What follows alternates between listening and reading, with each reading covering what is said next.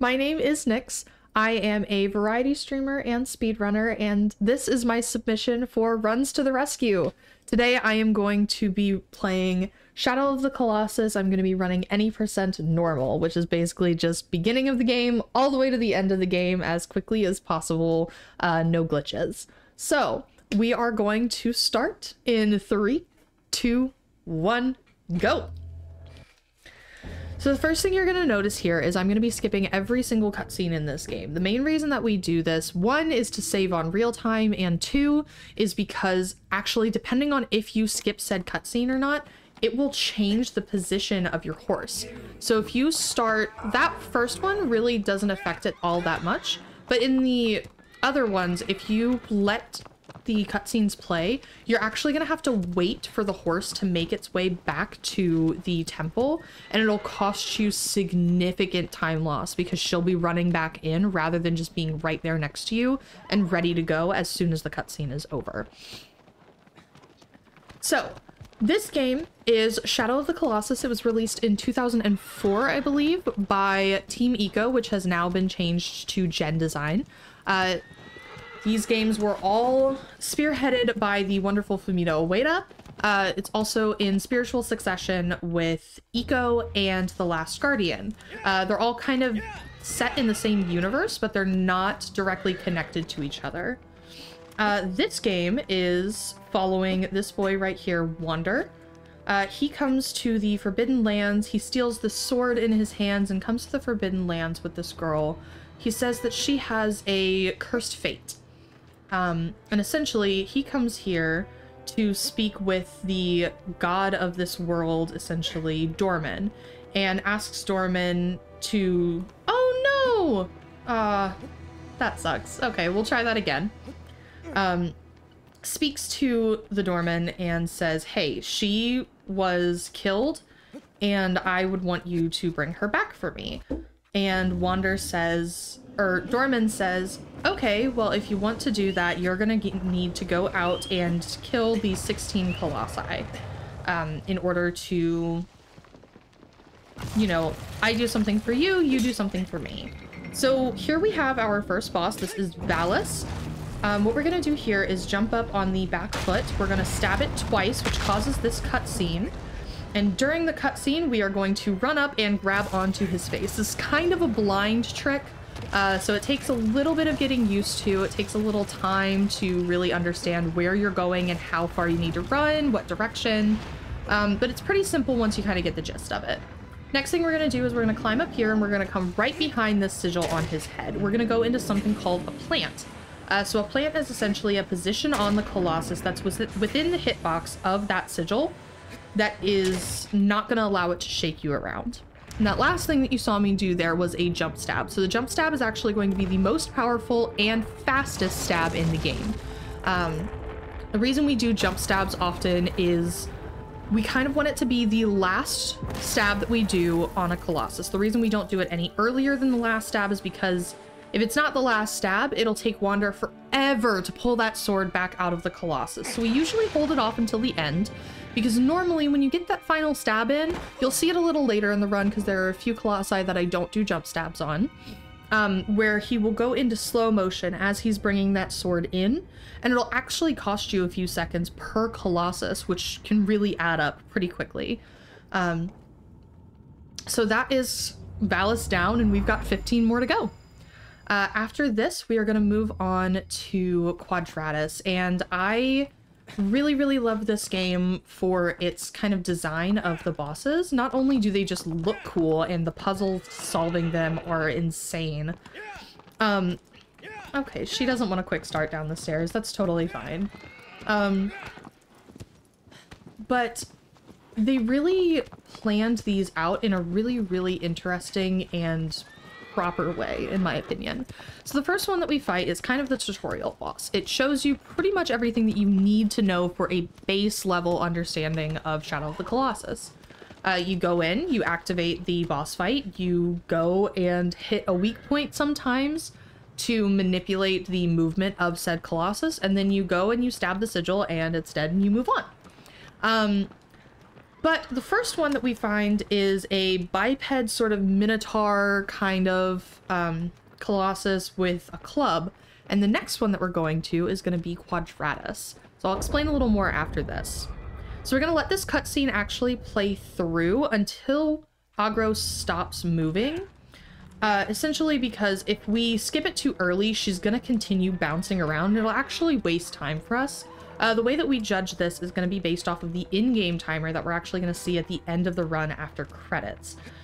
So the reason that we wait for her to stop moving around like that is because it's only going to take into account the in-game time, and that in-game time is not affected by cutscenes. Oh, Wander, why'd you get stuck there, huh? Alrighty, so this is Quadratus. This is actually the first quadruped that we find. I missed the plant there, which kind of sucks, but it's okay. That's a really difficult plant to get. So it's very, very common, unless you are really, really precise with that timing of the grab, that you're not gonna make that plant. It's totally understandable. It happens to literally everyone. So what we're gonna do here is, this is our first Colossus that actually has 2 sigils, which I think is great that it's the second Colossus that we face that has, you know, immediately it has 2 sigils and it's a quadruped. So it's okay, how are we gonna get onto this thing? What I did was I ran up to the cliff and actually got to a point where I was close enough within range of the Colossus to activate the cutscene without having to be down in the arena. And because I was close enough on the cliff, I was able to just jump off of the cliff and land onto Quad while he was still exiting his little cave there. Normally you would have come around all the way around and you would end up kind of in this little beachy area where Quad is walking around right now. And that is essentially where you would be fighting Quad. Normally, you'd have to shoot the feet to get one of the legs to drop so you could climb up the side, but instead we just fall from the cliff, run straight to the head, kill the head, and run to the back, kill the back sigil, and boom, he is down. A fight that I believe in time attack mode has a 5-minute minimum or maximum time for the time attacks just got down to, what, 2 minutes, maybe? So we shaved a decent amount of time off of that just by jumping off of the cliff and knowing where to land on that cliff to make sure we don't tumble or make sure that we actually can start that fight without falling too far and getting too much fall damage. So that is Quadratus down, and we are now moving on to Gaius, which if you've seen any promotional material of this game, you are going to recognize Gaius like that. Gaius is the face of this game. Gaius is a very tall, I believe the dev's name for Gaius was the Warrior, if I'm not mistaken. So Gaius actually has a sword for a hand, and I missed jumping onto my horse there. Goodness. So Gaius is going to take me a little bit longer to get to him, so I can actually kind of explain the fight a little bit better beforehand, rather than trying to explain it mid-fight, because I struggle a little bit to fight and talk. It's a little just hard, but you know, it's okay. So we're gonna go over to Gaius. Gaius, if you've seen the promotional material, you know who Gaius is. You have seen this Colossus. He is iconic, and there is a reason. So Gaius is going to be this super, super tall, taller than Valus, super, super tall Colossus that we're gonna find, who has, instead of 2 hands, one of them is a hand, essentially, or kind of a hand, and the other is a giant sword. So normally what you would do in this fight is you would run towards the center and you would get him to break his armor around his wrist on a metal plate that is in the center of the arena. Instead of doing that, we're actually going to use the sword and the momentum from the sword to propel ourselves over that wristband. So that is going to be the cuff strategy, which is essentially you're just finding a way to get over top of his cuff. There are a few different strategies to get up on top of Gaius, but cuff is the one that kind of works the best for me. So we're actually making our way into his arena now. You can see there, it's kind of like this little... Goodness gracious, Temp. you can see that it kind of looks like a weird UFO just coming out of the water, which I will say the first time that I ever played this game, not only is the water terrifying, but it was also so amazing to just see this for the first time and see, you know, the scale and the majesty of this area. The Forbidden Lands is more than just a set piece. The Forbidden Lands is kind of a character in and of itself because there's very little life around. It's really just you, your horse, some salamanders scattered about, and eagles, and then everything else is just destroyed buildings and cities and structures, and you don't really know what happened. That's the beauty of games like this, and specifically everything in this little series, is it's all implicit storytelling. There is nothing that is given to you. So here is Gaius, our lovely, lovely warrior here. As I mentioned before, if you've played this game or you've seen promotional material of this game, he is the icon of this game. So we're going to essentially shoot his tummy to, one, add a little bit of damage to him because there is a sigil there, and two, because that is going to get his attention and get him to slam his sword into the ground as soon as possible. So now we're going to wait for an animation where he kind of... there. And then we're going to jump up onto the sword and wait for this down motion. And with that down motion, we're able to propel ourselves over that cuff and get all the way up his arm without having to break his cuff on that metal plate in the center of the arena. Which is a huge, huge time save, because anyone who has played this game knows for a fact that Gaius is such a pain whenever it comes to trying to get him in the right position. Oh no, why was that a meme stab? There we go. So Gaius is going to actually have two different sigils, and I think I somehow managed to get a plant for a second there. Either that or he just didn't shake enough to just kind of shake me out of it. So anyone who has played this game knows that trying to get Gaius to kind of hit that metal plate is an absolute pain, and it can be really, really frustrating. So being able to get over his cuff without having to break that cuff on the structure is huge, huge time save. It's easily a few minutes of just trying to, you know, manipulate him to move around the way that you want him to. And I'm having a few struggles up here on the head, which is totally normal for me. There is a plant that you can get up here, but it's very, very difficult. It's all timing based and kind of positioning, and I have not figured it out yet, admittedly. But that is the first sigil dead, and the next one is going to actually be right there on his stomach where we were shooting those arrows earlier.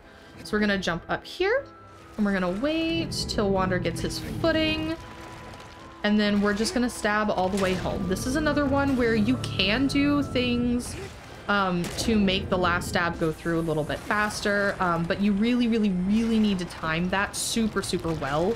And he just isn't turned over anymore, so I don't really have the ability to do the kind of stabs that I would need in order to do that.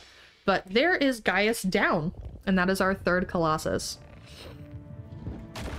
Thank you for asking, Pill. A meme stab is essentially you're gonna be a little bit outside of the hitbox of the sigil.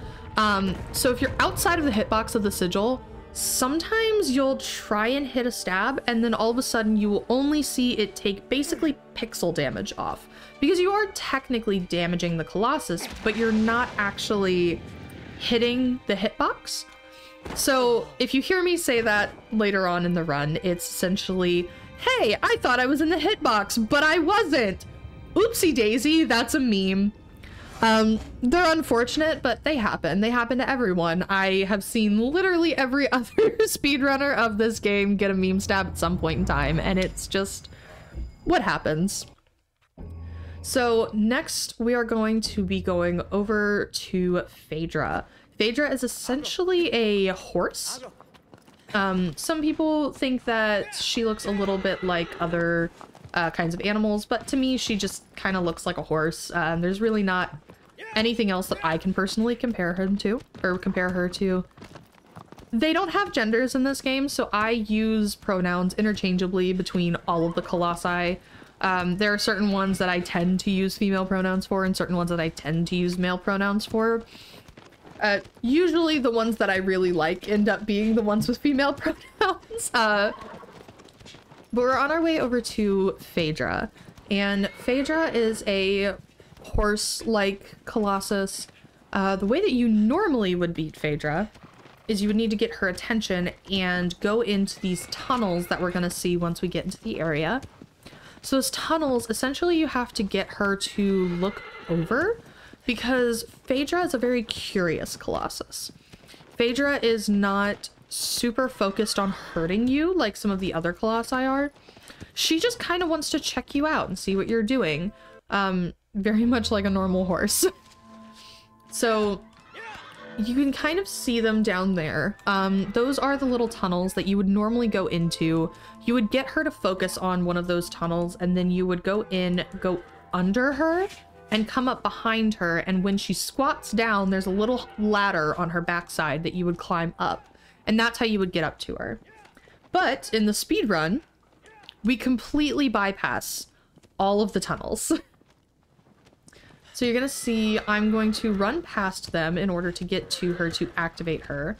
And we're gonna do a very similar thing that we did whenever we went to Quadratus with Agro, is we're gonna wait until she stops moving around in the cutscene before we actually skip it. So you see that she's stabilized, and then we're gonna skip the cutscene. So we're gonna wait just long enough. And we're gonna head towards this back leg.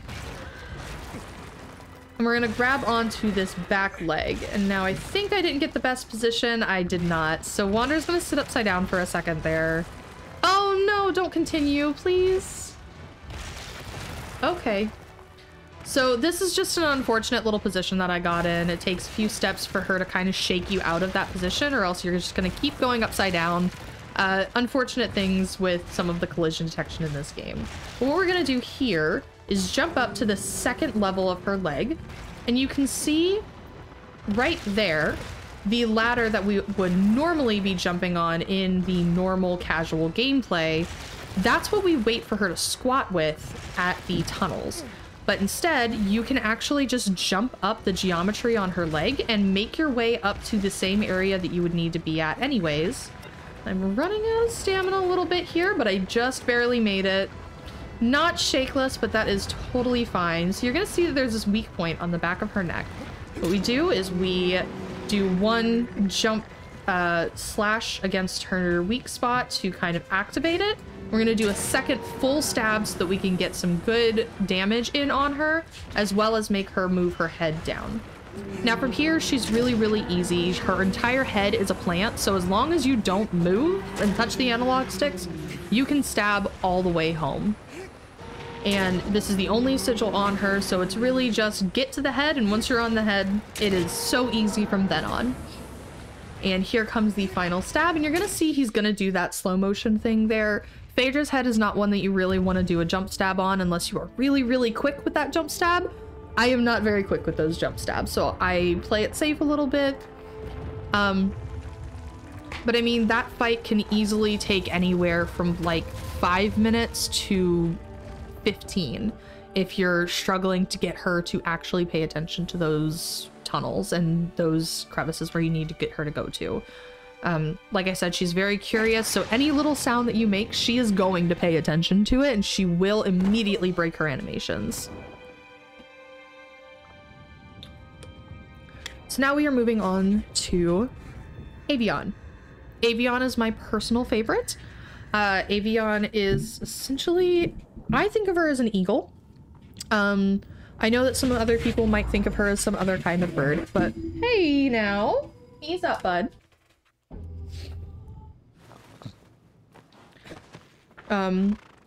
I think of her as essentially an eagle.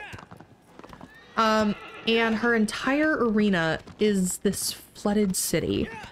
It's a beautiful section of the game. It's one of my favorite places to, you know, go and see And even in, you know, if you go into New Game Plus or even just start up a new game, you're not going to be able to activate any of the Colossi until it is time for you to fight said Colossus. So one of the great things about it is, say you want to go and see every area of this game before actually fighting any of the bosses. You can go to Avion's Arena and you can make it all the way there and jump in the water and swim around and see everything without triggering a fight. As long as you don't go and fight, you know, Valis through Phaedra up until that point. And all of the other Colossi are the exact same way. They're all either hidden away or they sit idle until you activate them. But if you don't activate the fights before that Colossus shows up, they won't show up on the map. So that little area that Phaedra was sitting in, you actually can't see her there if you go and try and see her before it's time for her fight. She doesn't show up.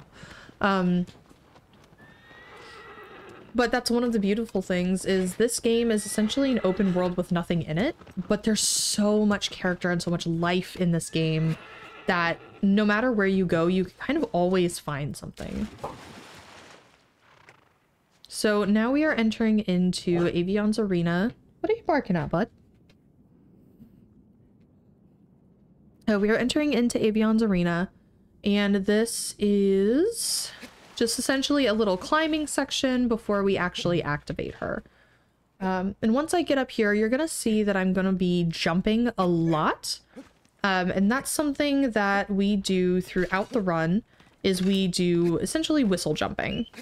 So what you're gonna do is you're gonna jump because it's the fastest way to actually move in this game. But whenever you land a jump, Wander starts to stumble. So when you land that jump, you want to immediately hit whistle to cancel out that stumble animation to keep him going as quickly as possible. So now we have jumped in, and you can kind of see Avion's tail a little bit sticking out there at the bottom. We're going to get a really, really good look at her in a minute once I get over here, but we're going to swim right over to these little platforms in the middle of the water and get up on top and immediately shoot Avion with a fully charged arrow, land in the center here, and wait for her to fly down. So we grab onto her wing and we immediately start doing let go regrabs, which essentially is just letting go and regrabbing of the Colossus, which is going to essentially make Wander kind of bounce across certain things. Now, that was a little unfortunate. I could have gotten all the way here without having to, you know, wait for the jump. But we're going to do one stab on this sigil, and then she is going to do a full flip. And we are going to do what is called a wing drop. Now, in certain situations, you can wing drop all the way over to the other wing. But in that situation, I just kind of grabbed a little bit too early, got a little scared, so I just held on for dear life. But now we are over onto the other wing. We're going to do another quick stab, and she's going to do another barrel roll. We're going to try and time this one similarly. And then we go back to the back end of her tail. She's going to bank a little bit, which is a little unfortunate, but it's not too long. Fun fact, the back end of her tail, essentially the back third of this tail, is all the hitbox for Avion's tail sigil. And we're going to end that off with a jump stab, and that is Avion down. We are now through the first 5 Colossi, which means there are 11 left to go.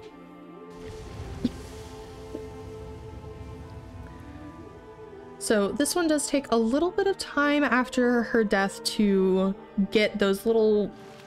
I like to call them death spaghettis. Essentially, what that is Dorman's soul pieces are within these Colossi, and they enter into Wander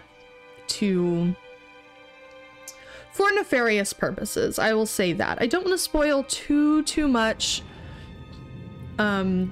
for this game, because it is one of my favorite games, and I do highly recommend it if you get to the point in your life where, you know, you can sit down and play this game for yourself, and you can learn all of the puzzles, and you can exist through the, you know, story of it. I highly recommend it. It is a very simple story, but it's extremely beautiful. It's a story about love and loss, and it's just gorgeous. I could gush about this game all day. There are many theories that I have surrounding this game. Oh goodness. So essentially what we want to do whenever we go down those stairs is we want to try and get aggro to quick start. So what quick starting is you essentially hit the go aggro go button. Depending on which version of the controls you use, it's either triangle or X. For me, it's X because I use classic controls, which means that triangle is jump, which may seem like a crime to some people, but to me it works better. But essentially you pull back on the left analog stick, essentially like you're pulling back on the reins, and hitting the go button, which is essentially kicking her and pulling back on the reins as quickly as possible. You kind of want to do those essentially at the same time to get her to immediately rear back and go full speed. Those are actually going to be really, really useful in this forest section, because something that happened when they did the remake, and Bluepoint came in to help with the remake, they essentially added a bunch of extra foliage, and one of the big things that they did was they changed her behavior to where if you're in an area of a bunch of foliage, she is going to... There we go, that's the quick start I've been trying to get. She's going to slow down because it's essentially Gen Design and Bluepoint going, hey, look at all of this work that we put in. It's beautiful, isn't it? Aggro, go slower so that the player can see just how much work and dedication we put into this, which in a casual playthrough is wonderful, and we absolutely love to look at everything in this game. For a while, whenever I was playing casually, I would often just run around, even though I knew where all the Colossi were, because I've played this game a million times before I even started speedrunning it. I would just kind of run around and look at how pretty everything was. So it is a detail that I appreciate as a casual player, but as a speedrunner, it is not fun because it loses tremendous amounts of time, especially because if you can't get her to quick start, she just slowly speeds up, which is not ideal. I do have a redemption to hydrate, so I'm going to do so. Thank you for that pill. I greatly appreciate it. So we are now heading into Barba. Barba is an interesting... That is accurate, Damison. So Barba is a very interesting Colossus to me. Wow. Are you doing tricks, bud? Barba has a very interesting strategy to how to beat him in a casual playthrough. Essentially what you do is you go in and you activate his cutscene to cause him to, you know, come out, and then you run to the back of the arena, you hide in the back until he kneels down, and you climb his beard. Which is a very fun concept, and it's one of my favorites, but I'm not going to be doing that here. I'm actually going to be attempting to do cutscene skip. So we're going to let this play through until a very, very specific frame, and then we're going to attempt to skip the cutscene, and we're going to see if this works. So I need to be quiet for just a second so I can concentrate on this.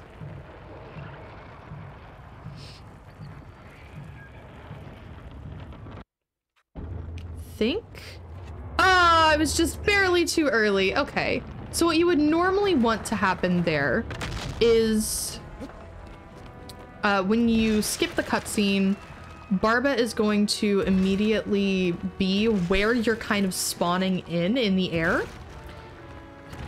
Come on, punch. Thank you. But this is a really good backup as well. That's one of the really nice things about Barba is he has a really, really good backup, which is actually what we do in Boss Rush instead of in any percent. So we want to get onto this bracer. You'll see he does the same kind of animation of going up and trying to shake you off. So So we're gonna wait just a second so I can get my bearings. And then we're gonna run up and fling ourselves onto his head. And I think I actually got flung into a plant there, but I'm just gonna be safe and reposition for that one. So we've got 2 sigils on him. There's one on his head and then there's one on his back. So right now I'm defeating that head sigil and then I'm going to make my way to his back. Ooh, goodness gracious, that was a little scary.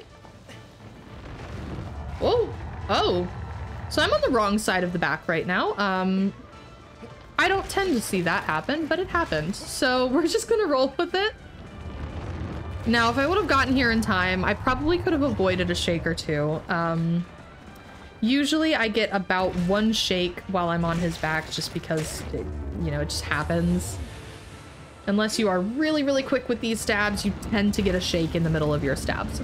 But because I landed on the wrong side of his back, I unfortunately ended up in a position where I had to endure a few of those shakes. But that is our last stab and Barba is down. We are now 6 Colossi in. And then we have 10 left to go. So these first few Colossi are all kind of different and special in their own ways. The first one that really looks like any of the others so far is Barba, kind of looking like Valis. Oh, excuse me. So Barba is very similar to Valis in design. I actually believe, if I'm not mistaken, the dev names for them were Minotaur 1 and Minotaur 2, or Minotaur A and B, or something along those lines. But they do have slight differences. If I'm not mistaken, I believe Barba is actually bigger than Valis. And Barba is very much an environmental kind of Colossus, which I believe, other than Phaedra, he's kind of the first, like, really major environmentally complex boss. So now we are on our way to Hydrus. Hydrus is a very, very cool Colossus in my opinion. The way that I'm going to be doing this is actually going to be very, very similar to the intended way of playing this game. There's not really that many skips available for Hydrus, so if you don't have the head skip, which is the most common, or not most common, it's the only skip that you really have. But if you don't have that down, you kind of have to do something very similar to intended. So for Hydrus, I'm actually going to be waiting for her to get up over the water, and then I'm going to climb onto her back and climb up from the base of her tail all the way to her head. Now, normally you would stab these electric nodes that are sticking up out of her back as you're climbing up. That way you don't receive any kind of shock damage when she goes back under the water, because she is essentially an electric eel with spikes. Normally what you would do is you would, you know, break those and then go up to the head and start stabbing. But as soon as you stab one of those nodes, a timer starts. And that timer is kind of the, okay, once this time is up, you have to go back under the water and dive deep down. You won't be able to hold on that long. You will run out of stamina and you will go back up to the surface. You cannot stick with her long enough for you to get more stabs in. So if you don't have the head skip, essentially what we're gonna do is get on Hydrus's back, but I'm not going to stab any of the nodes until I get to her head. So I'm going to, you'll see it in a second once I get there. She is a bit of a distance away, so it's going to take me a little bit of time to get there. But you'll see once I'm there, what I'm doing essentially is going up her back, letting myself get hit by those nodes. Especially in normal, you can get hit by them a decent number of times before you actually die. You want to be a little conscious of what's happening, but it's not detrimental if you end up getting hit by it. It happens. Ooh, why are you wiggling? So you'll see in a little bit, I'm just gonna kind of take all of the damage that it gives me. Get up on the Hydrus's back, get up on the Hydrus's back, get up on the Hydrus's back, get up on the Hydrus's back.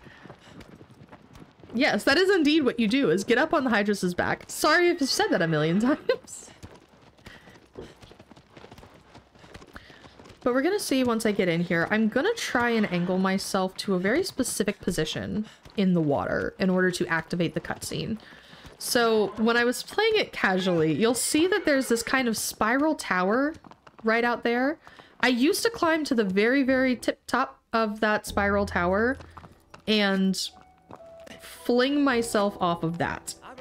But for this, we kind of want to be in a specific position because it'll get her to notice us as quickly as possible and swim to us. She'll get aggroed, she'll notice where we are, and she'll start swimming towards us. So I'm going to wait for her eye and horn to pass that pillar, and then I'm going to start swimming. 4, 5, 6, 7, 8, 9.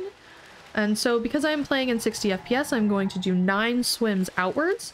Puts me in the perfect position for her to notice me, immediately see where I am, and start heading straight up to me.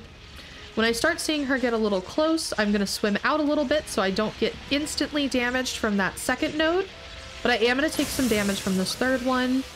And then we're going to dive down, grab onto her tail, and wait for her to surface back up. This is how the fight normally goes. She's going to immediately surface, essentially. We just kind of have to wait for her to make her turn. And then we start the climb. So as I was saying before, you can see these kind of nodes, and there are little indicators across her body where you can kind of see where it's going to hit you. So at the very, very back end, you'll see that there's this little rock, and her... Ooh, goodness. Was trying to jump over, and I wasn't quite making it as far as I wanted to. Now, one of the benefits of playing in classic controls is that you do have underwater rolls. And those underwater rolls essentially allow you to, well, roll underwater. It's gonna get you just far enough, usually, to get a decent distance and out of the kind of range of where you need to be. So you'll see that I got that first node, or that node right there, because if I continue stabbing this sigil while that node is active, I'm just gonna take too much damage and I'm gonna die. So I'm gonna take that out and I'll start this kind of cycle. And then I'm just gonna stab as much as I possibly can on this head. As soon as you go underwater, you lose the ability to actually get that stab. Wander will get shaken out and you'll lose all of the charge that you had. So the first one, I'm just gonna charge as much as I can until she gets to kind of that water level, and then immediately hit my stab button to go ahead and get that damage in, even if it's not a full stab, which ends up leaving me with kind of just a little bit of health towards the end, so I don't need a full stab to finish the fight, but I usually end up doing one anyways because I have the time for it. But that is Hydra's down, so this is going to be the longest period of time between the death of the Colossus and the death spaghetti getting me, so I'm just kind of going to chill out here for a little bit. But after this one is Kuromori. So we are almost halfway through this run.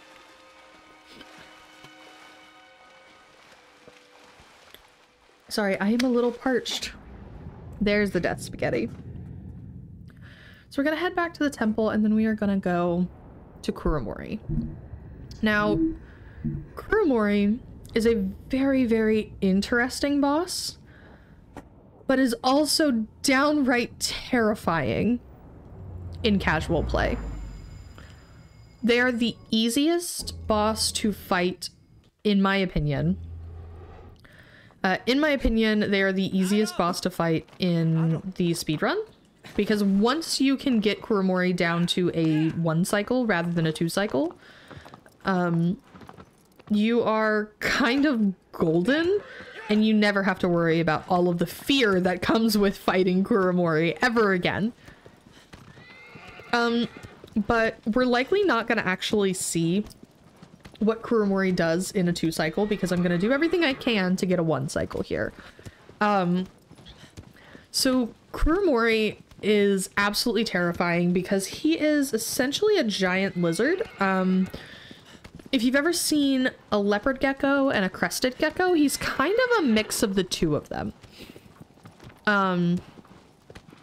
So he climbs on the walls, on the inside walls of an underground Colosseum, which is by far one of the most interesting areas in the entire place.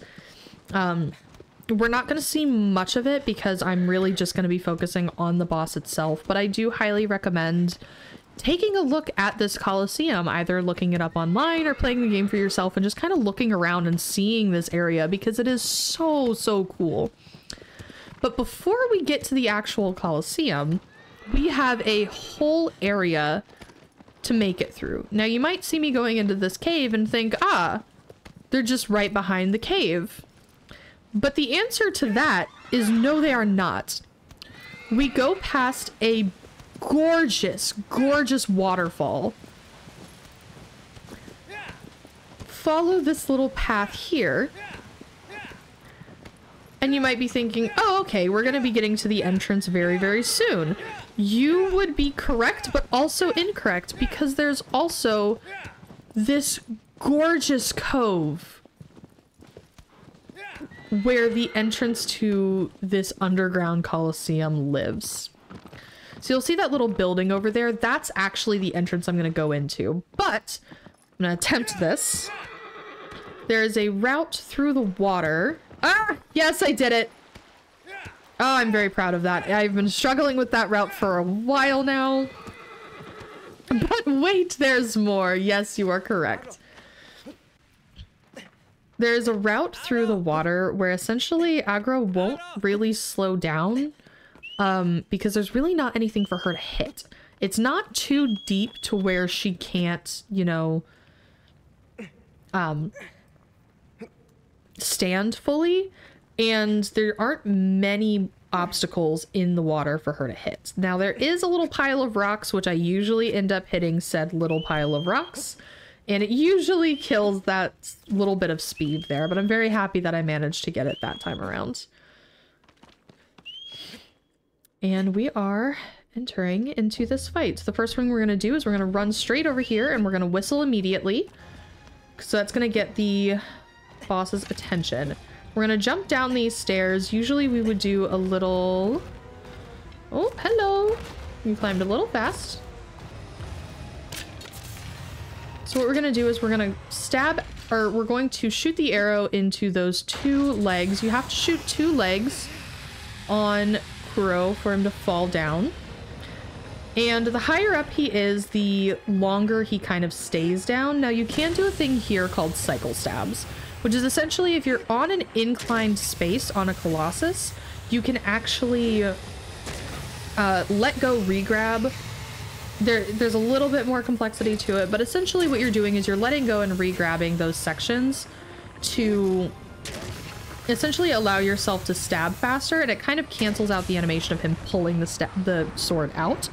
But that section is very difficult to get those cycle stabs through. But we've got the two sigils. I did not have to two cycle there, so essentially what would happen normally is Kuro would turn back over if you don't kill both sigils. And then start shooting. I don't even know how to explain it. Essentially, if you've ever played The Last of Us, when the bloaters throw the spore pockets at you, it's essentially that, but it's like rapid fire of those, and you just end up in these clouds of deadly gas. And it's horrifying, to say the least. But that's Kuromori down, and that's halfway through. So now we are going on to Basuran. The dreaded Basuran. Oh goodness. To describe this boss. This boss is essentially a turtle that lives in a cave.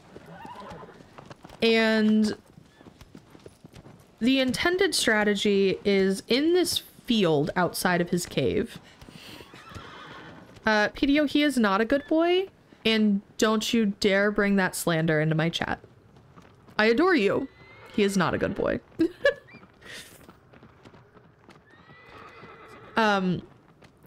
So Basuran is essentially a giant turtle And what you normally do in the intended is you would lure him out into... Oh no, why did you turn, Agro?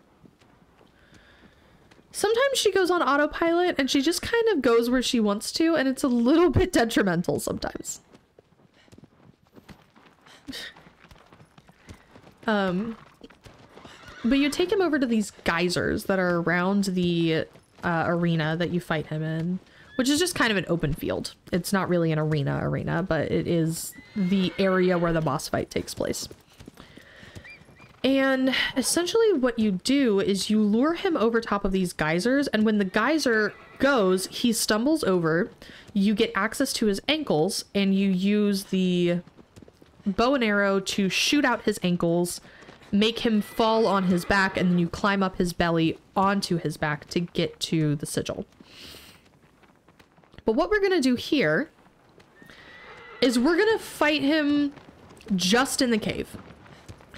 We are not going to fight him at all in the actual area with the geysers. We are completely negating the geysers, and we're just gonna fight him in here. So, because I'm going to be doing something called rib strat, I need to wait until his eyes are visible to skip said cutscene. And we're gonna wait until he starts to shoot at us before we start going. So let's see if I can do this first try. There's no guarantee, but I'm gonna do my best. I'm gonna jump onto his ribs.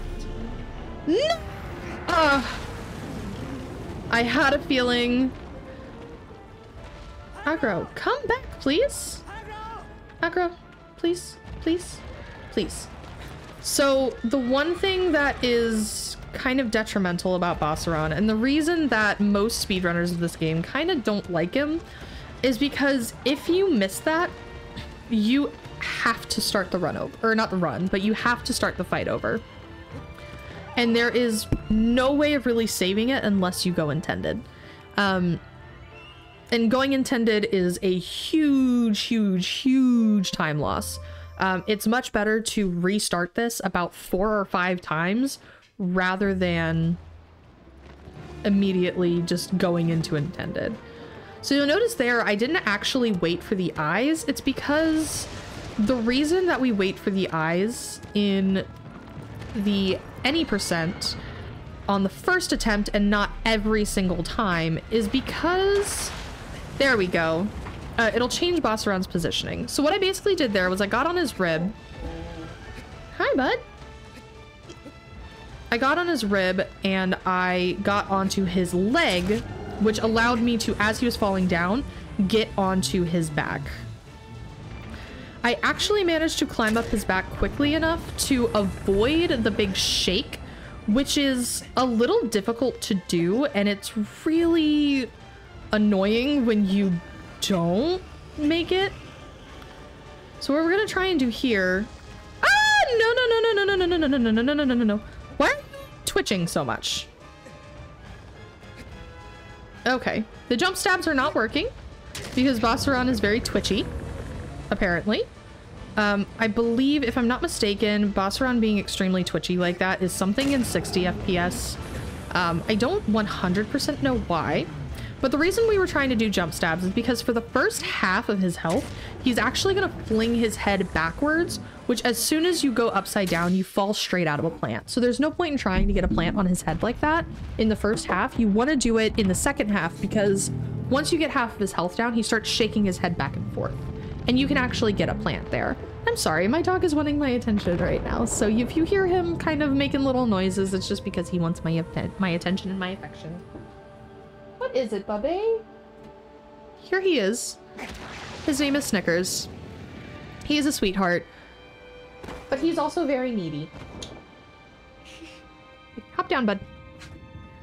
But yeah, that is Bossaron down. I am very happy that I only had to do 1 reset on Bossaron. Sometimes it takes me about 6 or 7 resets.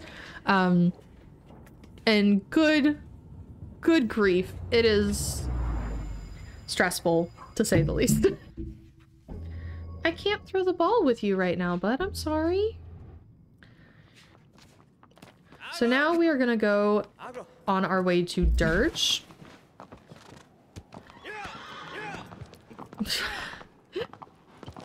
we're gonna go on our way to Dirge, and Dirge is probably, if I'm not mistaken, the furthest Colossus from the temple. So it's gonna take me a while to get there. Dirge is essentially a giant sand snake, but he's actually one of the smallest bosses in the game. He looks massive when you are fighting him because you really only see half of his face during the entire fight. And he has these giant mandibles that are terrifying at times. But Dirge is a fairly simple fight. You're going to want to have the bow out whenever you get there. And essentially you just kind of go in the same direction as Bosseron, but you go to the left instead of the right. And then you just keep on going until essentially the edge of the map. Dirge is very far away. Oh. Really? Really? That's what you couldn't handle?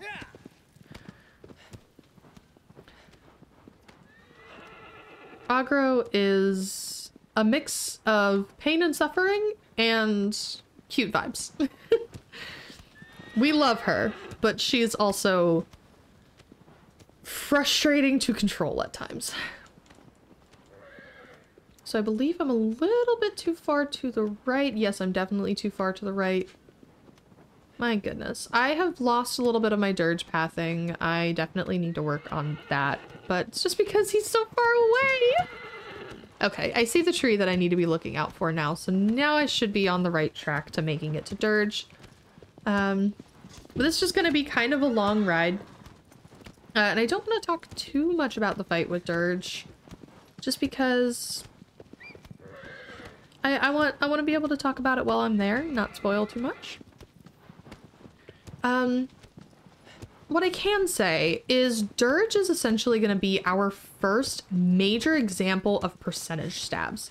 So in this game, there are certain bosses that do this thing called 2 cycles.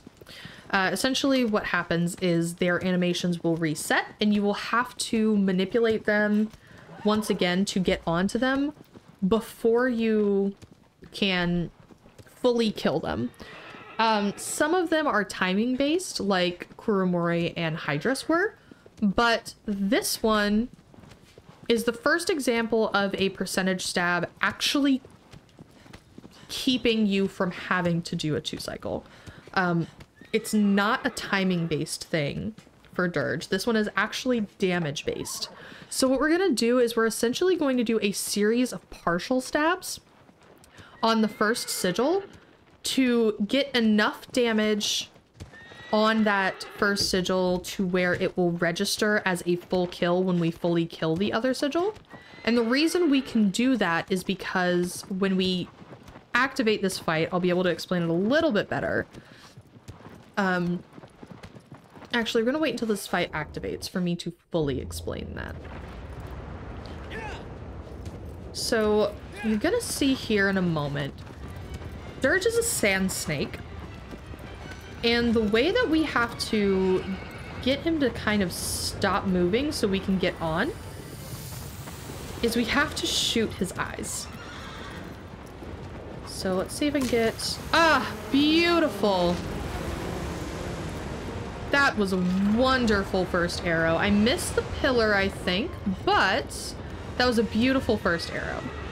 So because we got a fully charged arrow into the eye, that gave us enough damage to where when we actually get... Oh, okay. When we actually get here and start doing stabs on this, we can compensate it with the shot to the eye. 1.5 and 0.9. So I believe that I just did good stabs on there. I don't believe that I understabbed at all, which means that we come to this sigil and we can just do full stabs all the way through. And this should prevent us from having to do a 2 cycle. Yep, and we did not understab at all, so this is going to be a 1 cycle Dirge.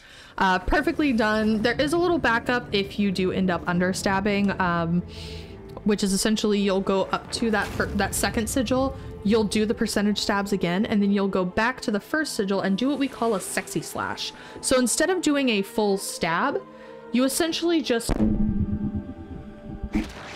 swing the sword rather than doing a stab. And because the sexy slash does the same thing that a jump stab does, where it skips over that slow motion, it essentially will just count the damage, and it won't care about the fact that you're fully killing the sigil that needs to cause the restart. So that is a little backup that we have. If I would have understabbed, I would have done that one. But since I didn't understab, I was able to do it in the quickest and probably best way that you can. And now we are moving on to Celosia. Right? Yeah, Celosia. I get them a little confused sometimes, especially towards middle of the game. They kind of start to blur together a little bit at this point. But we are on our way to Celosia. So Celosia is going to be Colossus number 11, which means, hey, we only have 6 Colossi left. We're in final 6. Celosia is actually going to be one of 2 of the smallest Colossi in this entire game. So Celosia and Cenobia are the 2 smallest Colossi that you will face in this game. And you will see once I get there that there is a significant size difference between, you know, Celosia and someone like Quadratus, who you can see in the background right there, the dead body of. There is a massive difference in size. And it can come off as a little bit jarring, but because he's so small, he's also very quick, which means that essentially you don't want to get hit by this Colossus at all. If you get hit by this Colossus, it takes Wander so long to get up from being stunned that it actually is extremely hard to get out of essentially a soft lock. You get hit once, and because it takes him so long to get back up, by the time you're starting to get back up and you finally have control of Wander again, Celosia is already there, about to hit you again. So it can be very nerve-wracking, for sure, to, you know, try and fight these ones, especially the really, really small ones. They can be really scary at times because if you mess up in just the slightest bit, it feels like the entire run is over. But because they're so small, essentially half of their body is a plant. So as long as you can avoid getting hit by them, and you know how to avoid getting hit by them, you're essentially set. Because if you get that plant, they can't shake you off, and you just stab on home. That's on Wander, Buttertoes. Yes, so I lovingly call Wander Buttertoes, mostly because man has so much grip for days. Oh no, I missed the best ledge. Usually you want to land up there a little bit. It'll land you right in that little place where you would activate it. I've been getting that pretty consistently recently, but I think I just got caught on a little bit of geometry and it kind of messed me up there. But that's okay. We have a pretty quick way to get to where we need to go. We just come into this little cavern here, climb up a little bit, and make our way over to start this fight. So the first thing we're going to do is we're going to go over to this sconce. And up here you'll see that there is obviously a little thing of fire. We're going to jump off as Celosia is running to us so that we can be right there next to the stick that falls out. And we can instantly pick it up and run as fast as we can over to this other sconce. Light that stick, and we're going to jump off. We're going to whistle to get Celosia's attention, and we're going to position ourselves right here. And essentially we're just going to drop the stick and instantly start trying to grab the stick again. So that way, when Celosia falls down, we get knocked down with her. So the reason that that happens is because when we're holding the stick, she's essentially in this mode of, oh, I'm scared, I don't want to be close to you because I'm scared of fire. And then when you let go of the stick, they're in the mindset of, oh, it's attack mode. So if you can get them to start the attack as you're holding, or if you can get them to start the attack and pick up the stick fast enough, it'll cause that cutscene to happen because you have to be holding the stick in order to cause the cutscene of them falling down. But it'll essentially trick the game into them being in the mode of I'm scared, but they'll be in the mode of I'm scared, but also will push you off with them, which will get you onto that second tier, which gets you in the perfect position to just jump on their back, get the plant, and get those stabs in.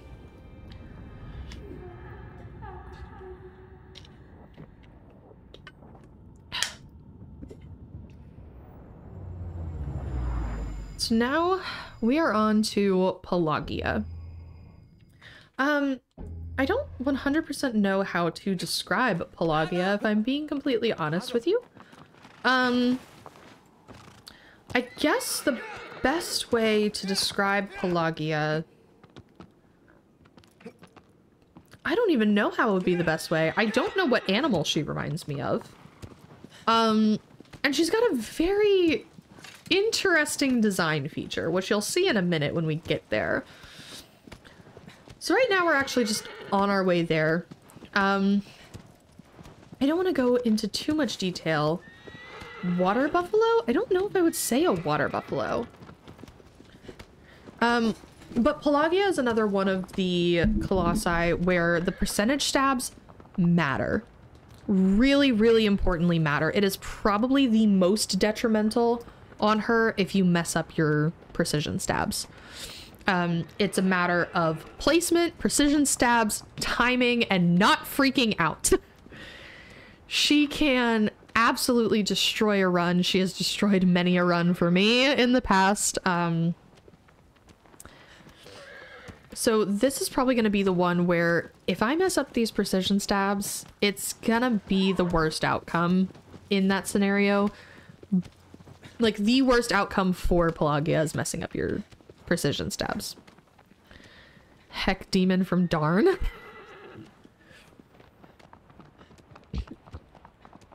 And the fun thing about Pelagia is you find her in a lake bed, essentially like a giant lake.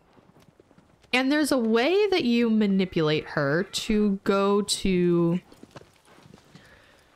what are they? Pavilions, I guess, would be the best descriptor. That are in the water. And the way that you maneuver her around is very interesting. I don't want to say anything about it quite yet because I want that to be kind of a surprise whenever you see her.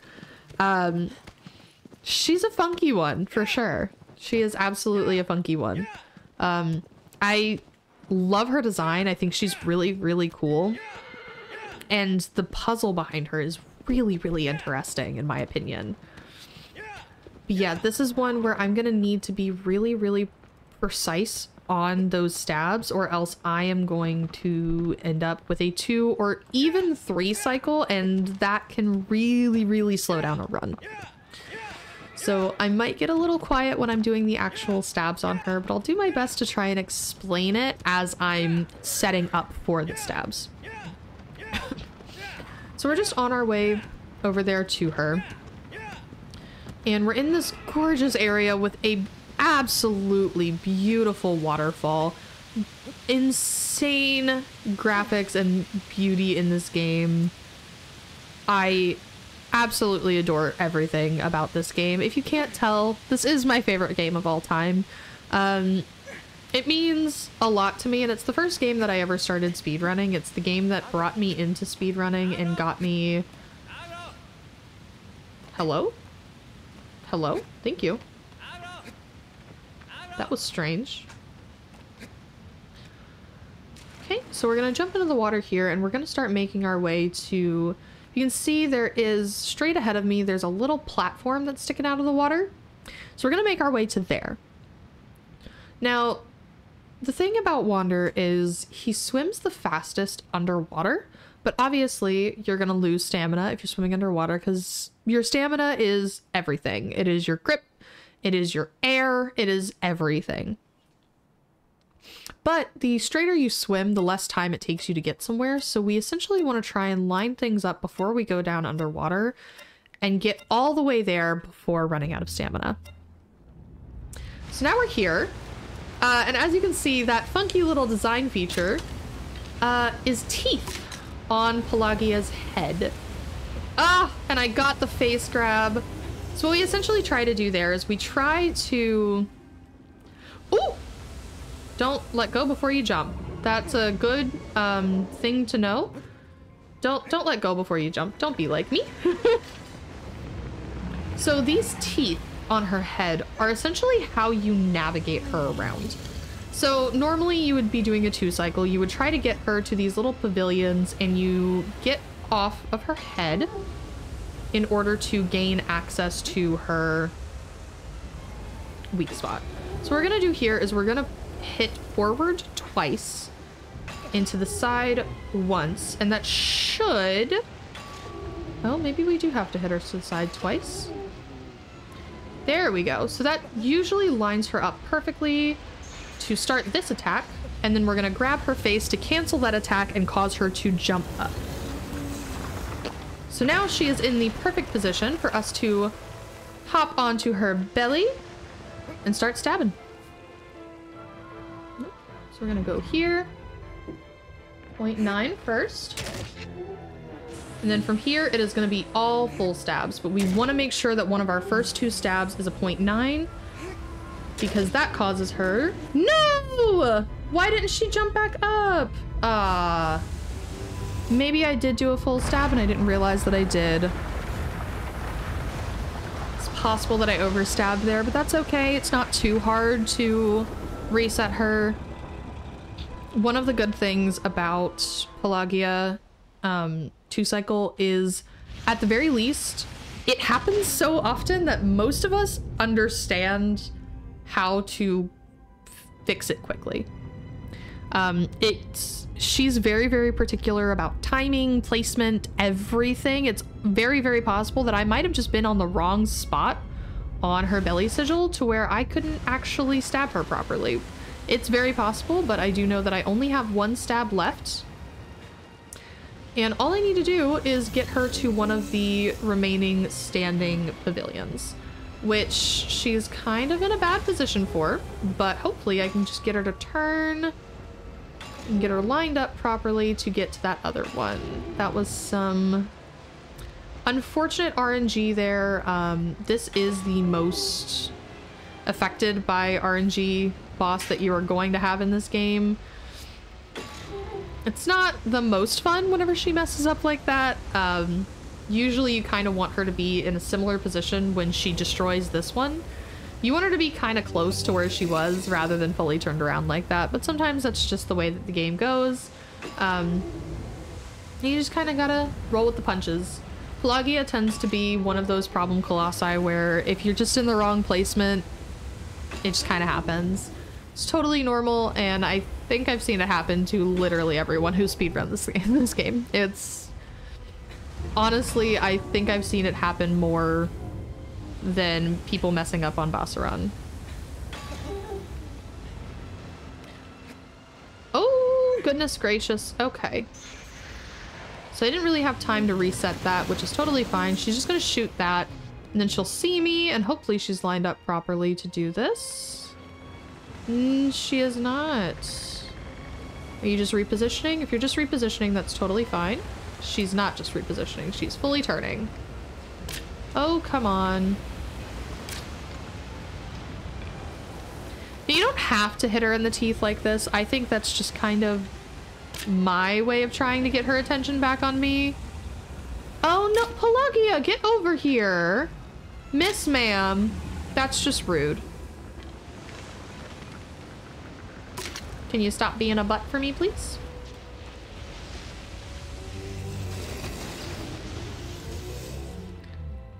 Come on. Come on. Ma'am.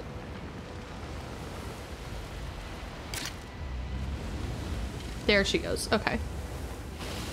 That was unfortunate. Pelagia just is kind of, in general, rude like that, so I'm not surprised that she was giving me a hard time.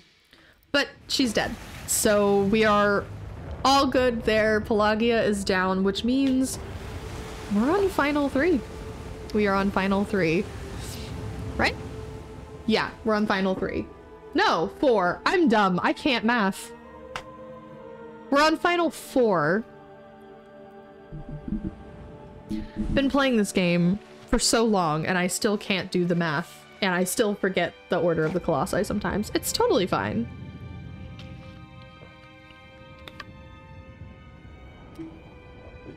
But now we are on our way to Phalanx. Phalanx, I would say, is probably my second favorite Colossus in the entire run. Phalanx is the only pacifist Colossus in the entire run. So Phalanx is never going to attack you.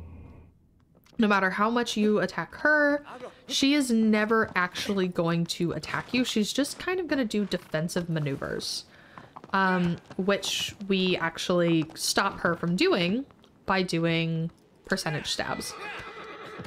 So Pelagia, goodness gracious, Phalanx is going to have 3 sigils. They go down her back. Now, if you hit those sigils, if you fully kill those sigils, you're actually going to cause her to barrel roll. So what we do, normally each sigil in normal is going to take 2 full stabs of damage to fully kill. But it's very similar to how we did Dirge in this one. So with Dirge, the way that you kill Dirge is through... or the way that you get Dirge's attention is through hitting the eye. And hitting the eye causes a little bit of damage, which is why we're able to understab that first sigil just enough. And it compensates for how much damage would be done if we were to fully kill the sigil. So that's why that works. And we're going to do the same thing with Phalanx. So the way that you actually get Phalanx's attention is she's going to have essentially these little air sacs on the bottom of her body, which is why I have my bow out. Come on. Okay, she does not want a quick start, so we're going to get around this corner and we're going to try again. So she's going to have 3 different air sacs under her body. And essentially the amount of damage she takes in me shooting those air sacs, there we go, is going to be the same amount of damage that we're going to be understabbing each sigil. And I'm having such a rough time in this forest. I don't know why. It was beautiful earlier, but this time it's just not working.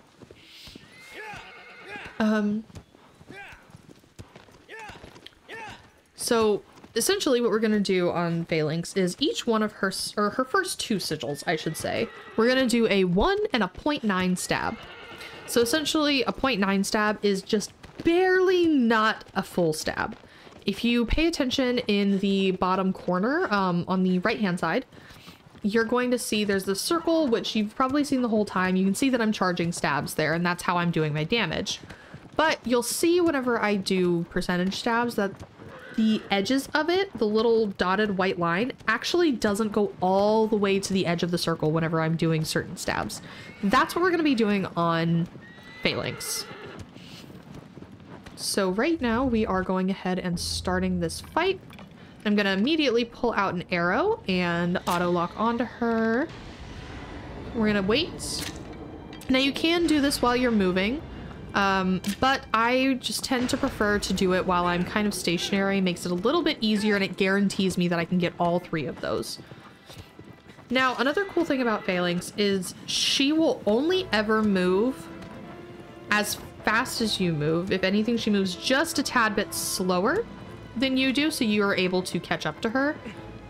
But she is never going to change speeds unless you also change speeds. So you'll see I slowed down and now she is moving so slow. And as soon as I speed up, she also speeds up. So she flies just barely slower than you run, to give you the ability to catch up to her no matter what. Now the only thing that sucks about this is when she turns the wrong way, then I have to change my speed and fix things, and it's a little annoying, but it happens. So we're just gonna jump onto these wings here and we're gonna climb up the wings so that we can get all the way up towards her back. You'll see I've already pulled out the sword, just because it's a little easier once you have the sword out to get where you need to go rather than holding onto that bow and then getting here. So we're going on to the first sigil here. We're gonna do a 1 full stab and then we are going to tap and wait for a 0.9. So essentially doing that 0.9 is going to stop her from doing the animations of barrel rolls. She's going to continue to shake around a little bit like she is right now. But she's not going to be doing her barrel rolls.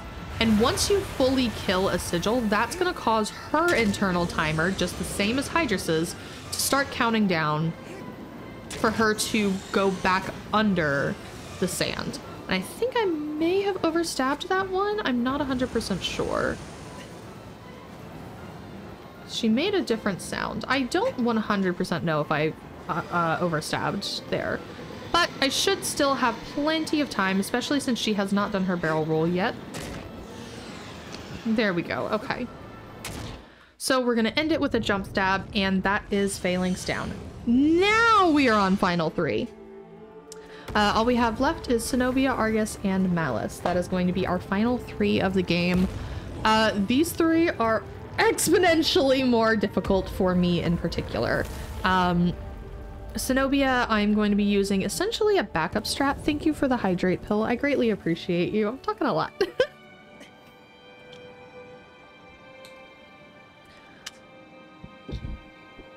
Oh, goodness. So essentially, Zenobia has a backup strat, which is the one that I'm going to be using because the current main strat for Zenobia is a little bit difficult for me. I still haven't really figured out how to do it properly, so instead we're just gonna go ahead and do the backup strat, which is only about 3 to 5 seconds slower, just depending on, you know, if you miss it. But it is not a major difference in time, so it's not too bad that I'm using a backup strat there. But this one, we're actually going to go past Bassaran in order to make our way to Zenobia. Now, because pretty much everyone who runs this game, aside from the lovely PDO who is in chat, pretty much everyone aside from PDO kind of hates Bassaran. This isn't really part of the run. This is just something that I do. It's a little therapeutic right before the end of the run. I'm actually going to shoot Bassaran's corpse as we run past it. You don't want to shoot it too many times or else you're actually going to end up losing time, but you can shoot it like once or twice and you'll just be like, yes, I am mad at you and I got my revenge and I'm calm now and I can go find another one.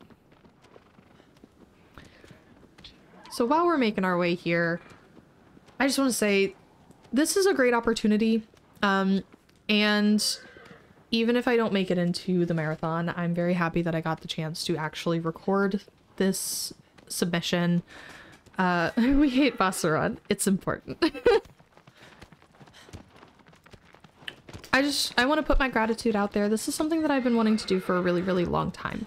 I started speedrunning this game over a year ago, and I absolutely fell in love with the speedrun, fell in love with the community that I met through it, and I've been wanting to go to a speedrun marathon for a while now. This is my first time actually submitting anything to a speedrun marathon, and I'm just happy for the opportunity. The opportunity came, and you know, the charity that Runs to the Rescue is supporting is one that kind of means a lot to me. So I'm just really happy to have the opportunity to be here and be recording this submission and hopefully get to attend my first marathon, which would be great.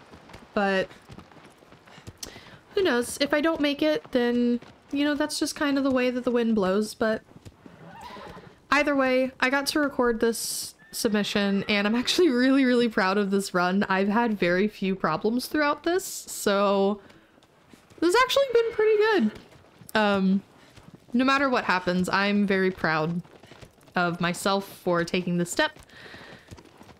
And yeah, I'm just happy. I'm really happy. Anyway.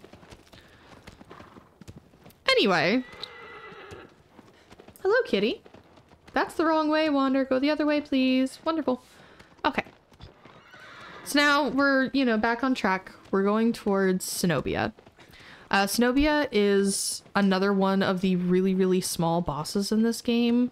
Another one that is like ant-sized compared to the rest of the Colossi. I mean, goodness, Cenobia and Celosia are maybe about twice the size of Agro. Whereas all of the other Colossi are multiple, like, feet, or multiple, like, floors tall. So this is another one that's going to be kind of small. And this one is honestly one of the coolest fights in the entire game, in my opinion. So the way that you would normally do this is you're fighting in a destroyed city. And you essentially have to get Cenobia to break down the pillars within said destroyed city. And go through... and get him to destroy them and use those to make your way to the next pillar. Which is already just an insane design. It's so cool in my opinion.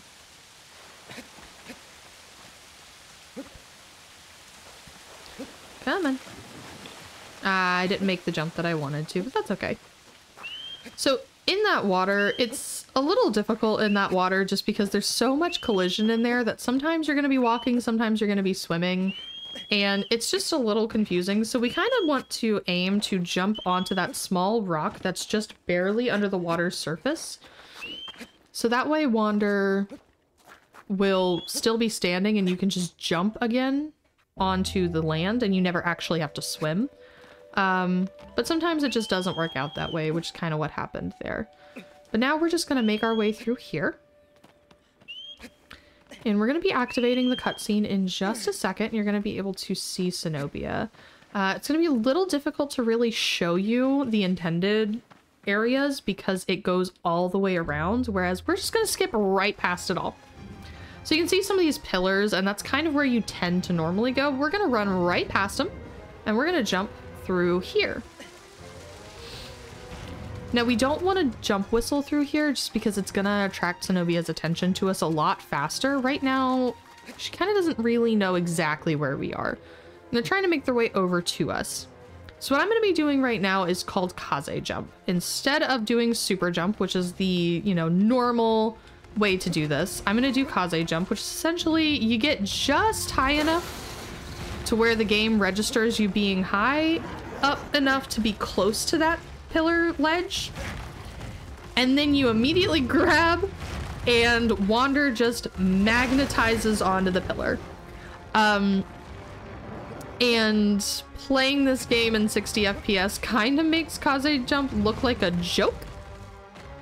So you'll see here that this pillar is actually the last pillar that you would normally have Cenobia break. Believe, if I'm not mistaken, there's about 10 pillars that they break before this one, or in total. But instead of that, we just skip to the last one.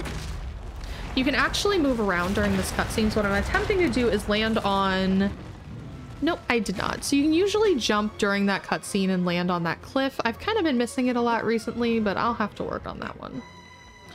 So what we're gonna do here is we're gonna make our way up onto this platform, which you'll recognize is exactly where we came back when we first got back in. So we're gonna try and see... Okay. Did I make it? I did not make it. So the only thing that sucks about that is if you don't make it immediately over top of that ledge over there, you're gonna fall straight down to the bottom because it won't let you hold jump any longer once you're in the cutscene. It's not the most fun. You can't actually move around during this cutscene, but because I landed right next to this ladder, I can just easily climb back up before Cenobia has the time to really attack me. And you'll see that Cenobia's armor has been broken already, so we just need to jump onto their back. Oh, that was scary. I am not in a plant. Usually you want to get towards the back of Zenobia and just land in a plant, but I didn't land exactly where I wanted to land, which is a little unfortunate. Hopefully I can... There we go. Yeah, so usually in that situation, you kind of just let go regrab once you get yourself into the right position, but because Zenobia is so small and moves around so much, it's kind of hard to reposition yourself on them. It's kind of just a wait for the right moment to let go regrab and then get back on and then get the plant and stab to the end. So that was Zenobia, which was the other really, really small one, which means we now have 2 left. We have Argus and Malice. And Argus and Malice I've actually been refining a lot recently. So Argus was a big, big struggle for me recently. I'm gonna attempt to do the skip that I have recently incorporated into my most recent PB. I can't guarantee that I'm gonna get it first try, because it is still fairly new to me and I'm not the most consistent with it, but hopefully we can get that one in. Because without the skip that I normally, or without the Argus skip that I'm going to be doing, we're essentially gonna be adding on an extra like 5 minutes to my time, which is not fun. So we're gonna attempt it. Basically what's gonna happen with Argus is we're gonna do a launch. Now launches in this game are essentially tricking the game into thinking we have more momentum than we do. First 3 tries for sure. I appreciate that, Pill. I'm very hopeful that I'll get it in the first 3 tries. There's no guarantee, but I'm gonna do my best. But essentially what launches do in this game is you hold the jump and a direction. With this one, we're gonna specifically be holding left. And what that's gonna do is you're gonna hold it just barely long enough for it to be considered a hold, and then you're gonna immediately let go. And you're essentially going to trick the game into thinking that you have so much momentum built up that it's going to fling you. Now this is usually used on Bassaran. That is a skip that I have not learned yet, but it's not too much of a time difference between that one and Ribstrat. And then another Colossus that it has been recently incorporated into within the past few months, I believe, is Phaedra. So instead of jumping up from the bottom, instead of getting on top of the bottom ankle, jumping up to the second part of the ankle, and then jumping across, you can essentially just do a launch and fling yourself all the way up to the hip and avoid the butt, which is insane to watch. Especially because it's still kind of a newer strat, and it freaks me out every time I see it, because, oh my god. But it is really, really cool. It's absolutely insane to watch. But we're essentially going to be doing the same thing on Argus. In my opinion, I think that the Argus fight probably shows off the launch the best because of the fact that you can kind of see it the easiest. You can't really see it on Bassaran that easily just because it is kind of a darker area. It is still very impressive no matter where you do said launch. It is going to be extremely impressive. Ah, yay! Okay, I don't mind you hitting that pillar, that's fine. Usually Aggro likes to hit the little areas next to that opening and make it impossible for me to actually get in here. So that was really nice that she didn't do that to me.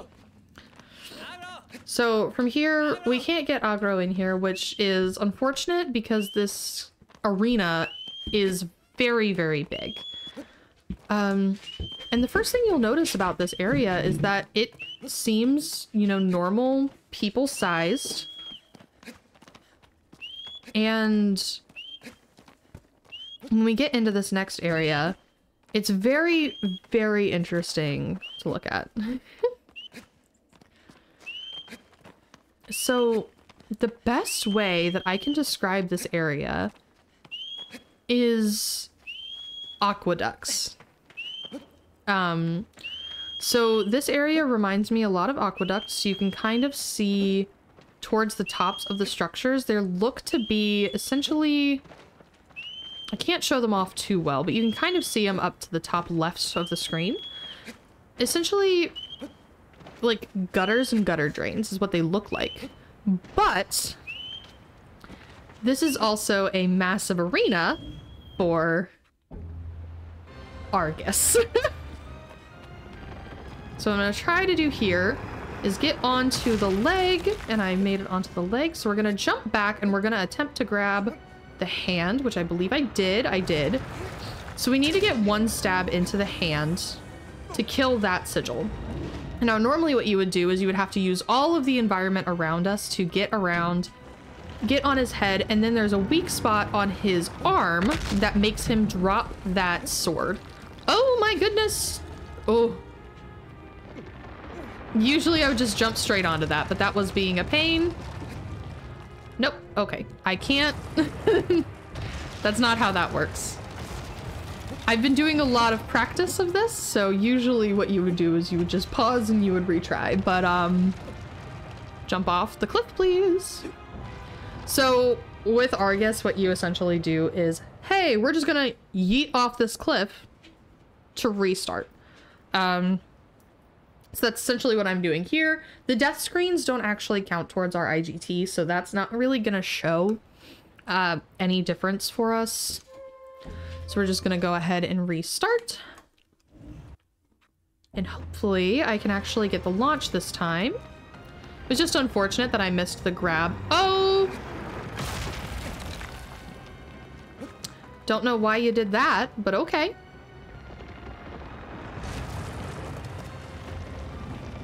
There we go. That's the correct leg. Ooh, I don't know if you could just see her, but my cat just ran up my leg. Okay, there we go. So, now we have to get ourselves over here. So we're just gonna wait for him to do his second stomp here. We're gonna grab on. We want to get all the way over to the edge and then scoot over once. That's gonna put us in the perfect position to do this launch. Ah! This is a little frustrating. I also did not practice the launch today, which I probably should have, but I didn't do it.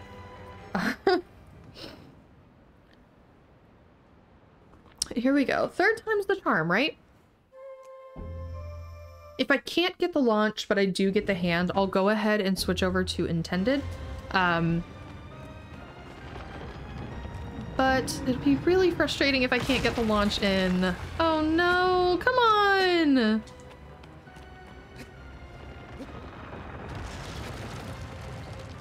I don't normally struggle this much on the launch. It's just given me some grief right now. It's been a few days since I've played, and this one's kind of one of those more difficult strats that I haven't fully gotten incorporated yet.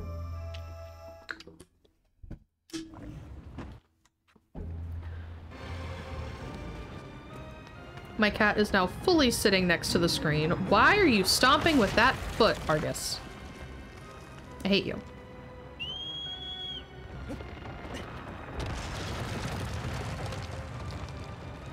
Oh my goodness.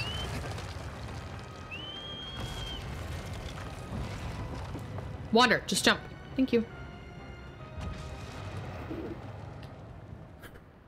I'm getting a little frustrated, I will admit.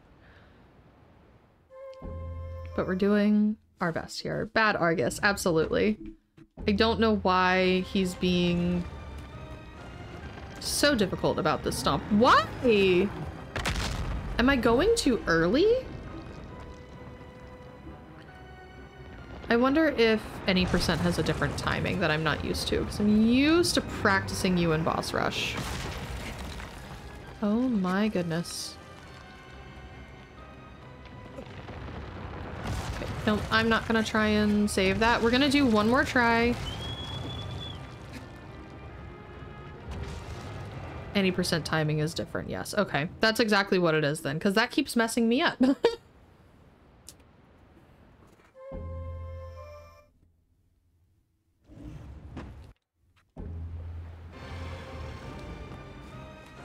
Ah. There we go.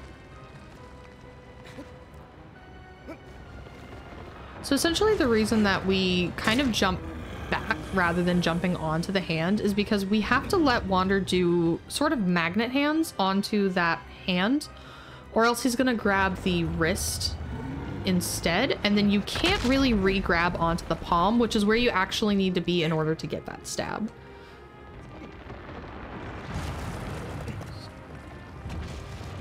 Whoa, okay. That was 100% my fault, but we're just gonna go ahead. We've already gotten the hand, so we've saved a decent amount of time on doing the intended percent, or doing the intended part of it. So we're just gonna go ahead and do the rest of this intended, just so I can get onto his head, which is the more important part right now, is just getting onto his head. So he's gonna turn to stomp at us, and I'm essentially just gonna shoot an arrow at him whenever his eyes go blue. Because that essentially, when his eyes go red, it means he's focused on us and he's doing, like, his proper stuff. My cat is currently bapping at Wander on the screen, and it's very cute. Okay, so now that we're up here, we're gonna make sure that we still have his attention. He knows exactly where we are. I'm only gonna shoot him whenever his eyes go blue, which you can see on the little light on the controller.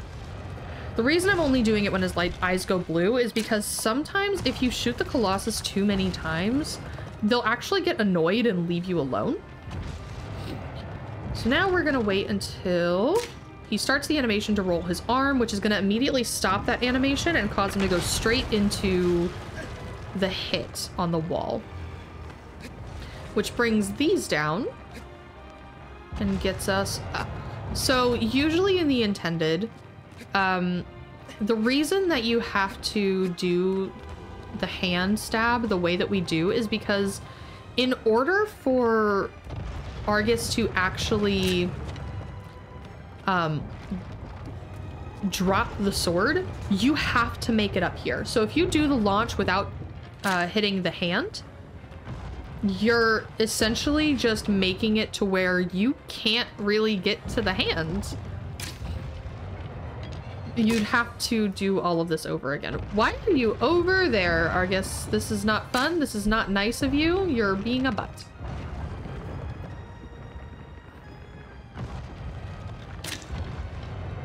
I never stop shooting because I'm usually the annoyed one. That's absolutely fair, but I would recommend not shooting too much because it can actually annoy the Colossus and make them not act properly. It'll essentially disrupt their animations, which is not good.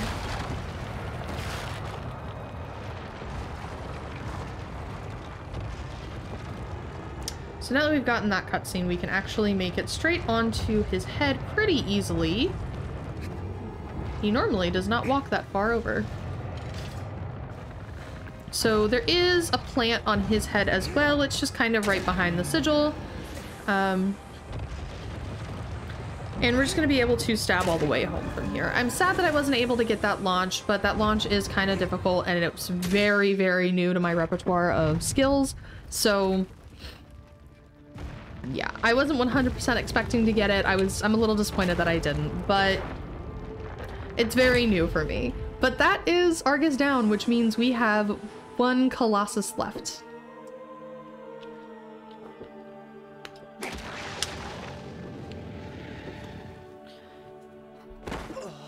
We're so close to end game. And I will be honest, I have no idea what the time is right now. I did not put up a timer, and I should have. But that is okay. I just drank water, Pill! You keep redeeming hydrates right after I take a sip of water.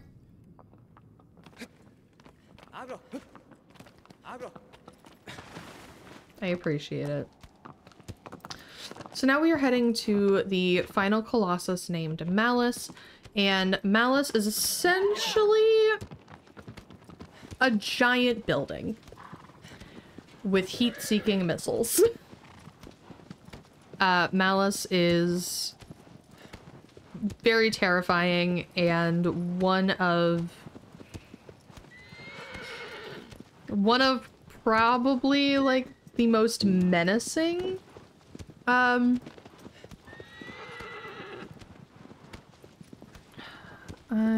not looking at you, lol. It's a reminder, not a command. What?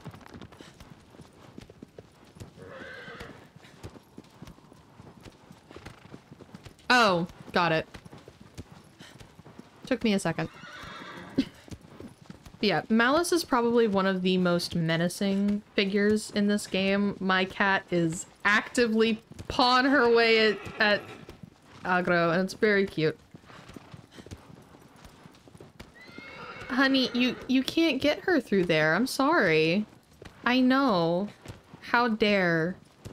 How dare she be out of your reach?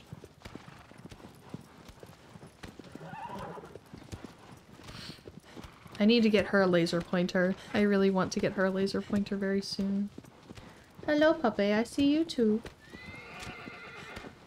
I see that tail going.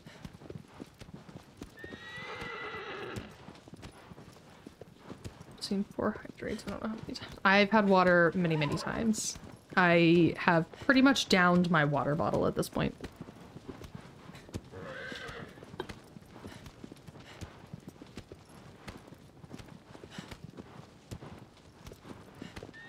So there are actually 2 different ways that you can go down towards, you can see that gate in the background, which is where we're going. So the normal way kind of takes you down to the left, and then you go a little bit to the right, and then you loop your way around, and then you come out on the left-hand side. And you kind of have to go a little bit further around that way, whereas this way, you come down, and you can kind of cheese the corners a little bit. Agro will get stuck on them every once in a while, but you can kind of cheese those corners and cut a little bit. And it'll actually bring you out pretty much directly in front of the gate. Now, when we get here, we have to lift our sword up to shine the sunlight into that little hole. If I time it right and I do it correctly, I can actually do it while I'm on Agro. Can I do it? Can I do it? Can I do it? No! I did it! Awesome. Okay. Now, the only thing that sucks is that Agro will keep moving. You can't really pull her to stop while she's doing this, and sometimes she ends up going way too far back, like she just did. But it saves you some time from having to get off of Agro and then get back onto her in order to get through this area, because you do have to take the horse with you. There is a section that is coming up in just a second, where you have to have the horse with you. Oh no, why did you do that? Sometimes that little corner is a little much for her, and she just decides that the geometry isn't enough, and she'll just go off to the side. But as she's going up the stairwell, I'm not going to actually be pressing the button or turning her in any way, because she just kind of goes up on her own. And then here is the only place in the game where we cannot quick start her, because we head here and we will go straight into a cutscene. And this was a very, very sad moment for me in the game. Pablo!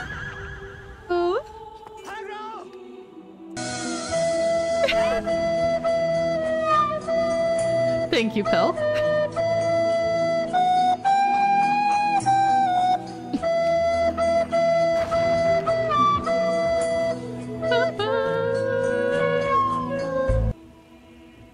So this is actually the only place in the entire game that you don't have access to from the very beginning.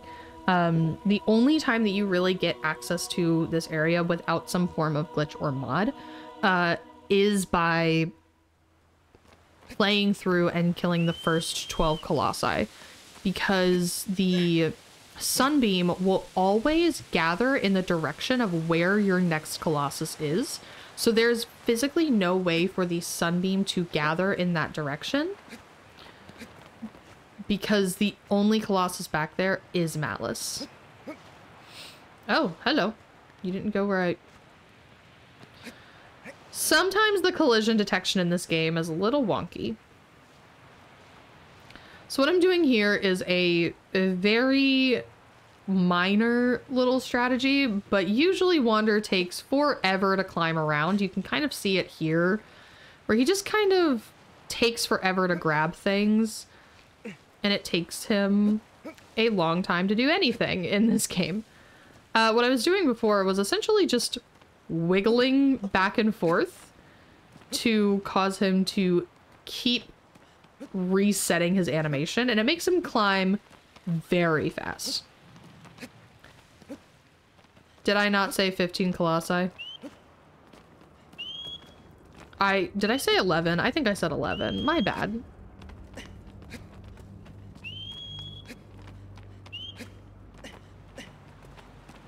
Okay, so here we go. We are coming up to Malice, which is going to be our final boss fight of the game. And we're gonna see why he's so menacing in just a second. So Malice has these heat-seeking missiles, and there is a path that I'm going to attempt to take. This is another one of those strats that I don't fully have under my belt yet. Yep, and I got hit. Okay. So there is a path that you can take to avoid getting hit by those and essentially make it up to him without having to use these barriers. But for the sake of safety, I'm going to go ahead and switch over to my backup of just using said barriers and making my way through under here. So I'm only really going to need to use one tunnel here because there is a way to get back onto that path once you get through this tunneled area. But once you get hit by that first fireball there, it's a little difficult to really reset that section. Oh, and I'm having trouble seeing. Okay.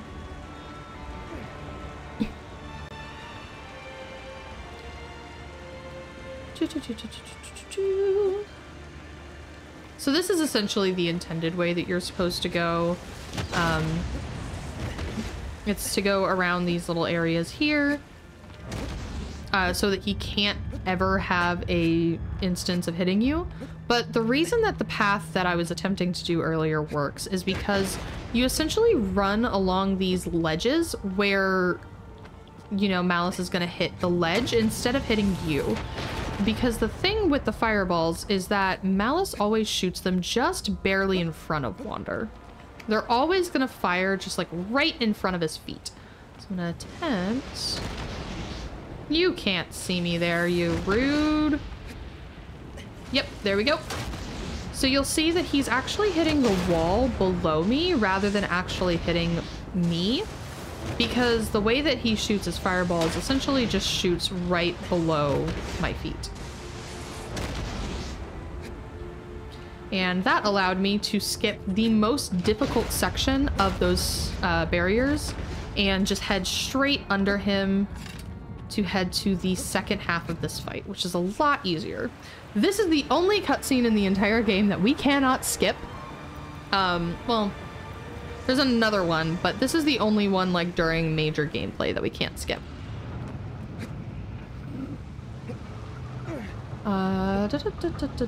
So we are going to climb up the back here, make our way to the right and head up the skirt, because he's essentially wearing a giant dress.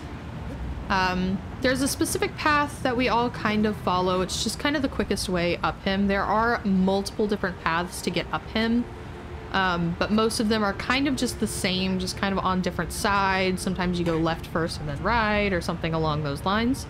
No, honey. My apologies. She was stepping on my keyboard. So what we're going to do here is we're actually going to line up. There is a weak spot right on his shoulder, and we're going to line up an arrow. I missed that one. Sometimes it just kind of phases through him, which is not fun. Ooh, that was difficult. That was a little rough. We're okay, though. So it causes him to bring his arm down like that, and then you get onto the cuff and jump, and it didn't work because Wander was tumbling like a butt. But it's okay, we can fall right back down and shoot another arrow right at the same spot. That was also a little bit on me for climbing in a weird direction at first. I don't really know why that happened. I think I just was not working with the camera. There we go. So I'm actually on his arm. So we're gonna jump here. And that gets us right to where we need to be to go ahead and jump onto his head, get the plant, and stab it all the way home.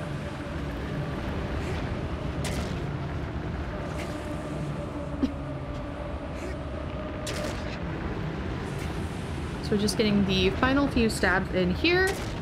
We do have a little bit of extra stuff going on after this last stab, but that is the final boss of the game. And that is the end of our boss fights. We have a few more minutes of just inputs. Very, very few though, maybe like 2, I believe. Minutes of actual inputs, and then it goes to credits, so it can roll through to the very end after credits and we can see our IGT. So there is our death spaghetti, and time is gonna be right whenever I hit the pool. There's gonna be a bit of a moon pool that I'm gonna jump into at the very end, and that's gonna be the end of our timer.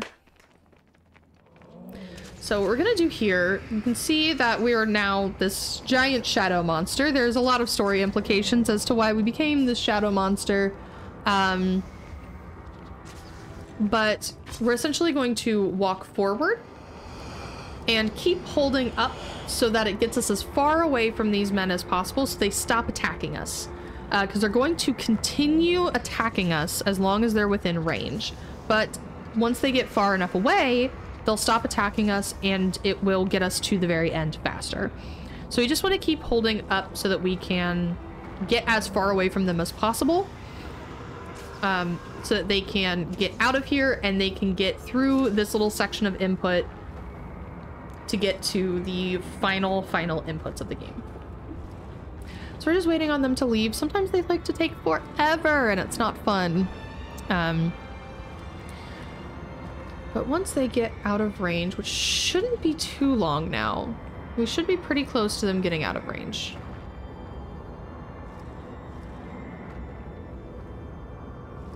Y'all, can you please be far enough away? Okay, they're about to hit that range very, very soon.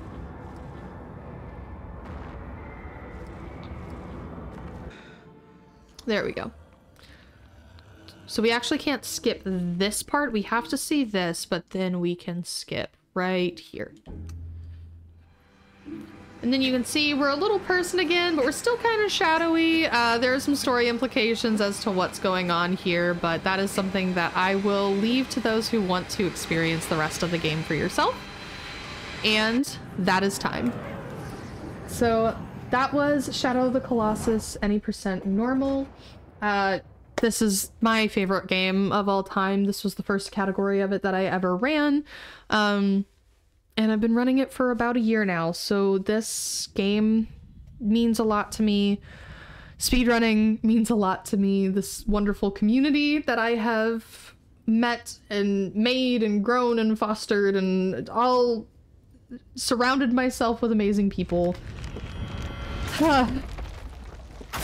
It's been an absolute honor to have y'all in my life. And the fact that I am here and recording a submission video for my first ever speedrun marathon means a lot to me. I want to thank those at Runs to the Rescue for, you know, having this marathon and for hosting something that I feel like I could have a chance at getting into.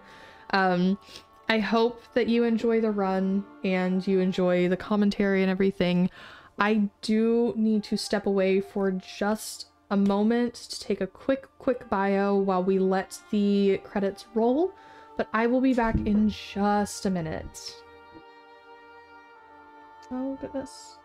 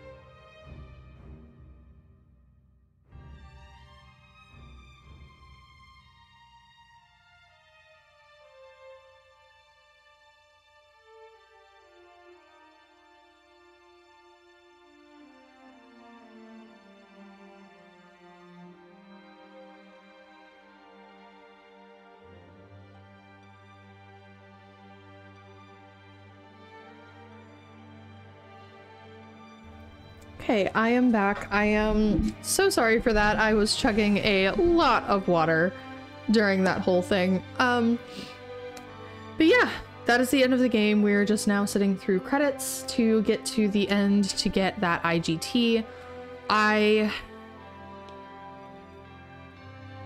know I've said this already, but I just hope that you enjoyed the run, and you know, I'm hoping to get in, but I appreciate any kind of consideration for this run anyways.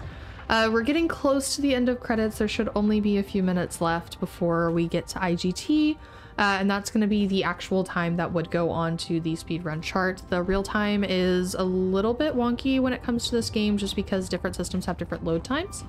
I told you you needed water. Shush.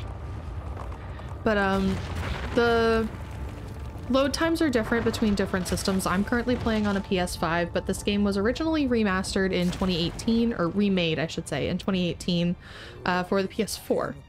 So the PS4 has slower load times than the PS5, and then the PS4 Pro is kind of in the middle of the two of them. So there's regular PS4, PS4 Pro, and then PS5. So the load times are different along the different ones, which would make it a little impossible to do it by real time, but this game has a very, very accurate in-game timer. So that's why we can also do things like wait through the cutscenes to do that cutscene skip on Barba and things like that. We can wait for aggro to stop kind of freaking out and move on through those cutscenes, because it doesn't factor in the cutscenes itself in the in-game timer. It's really only factoring in times when we're putting in inputs. So that really helps us to get an accurate time across the board, no matter what we're doing. Next run is a lot of fun, as the saying goes. Thank you, Damison. I really appreciate that. But yeah, now we're just waiting through the end, and this game means a lot to me. I have a lot of theories about the way that this game goes, and that's one of the beauty of Fumito Ueda's games, is that they all have implicit storytelling, so none of them are 100% told to you. You don't have the information given to you as to what exactly is happening. You don't know the backgrounds of every character. The only background we really get for Wander and this is Mono. This is the girl that he brought in at the very beginning to be resurrected. The only real information that we're given is that he came from this village where those people who were shooting at the giant shadow monster were from. That was Lord Iman. And he came from the same village as Wander. Did you just throw your toy at my foot? Is that what you just did to me? You did, didn't you? You just threw your toy right at my foot. My dog's being very cute right now. Oh. The only information we're really given is that Mono died. Wander stole the sword from the village and came to this cursed place, I believe, is the exact phrasing that Lord Iman uses. Can you let go of the toy so I can throw it for you, please? Thank you.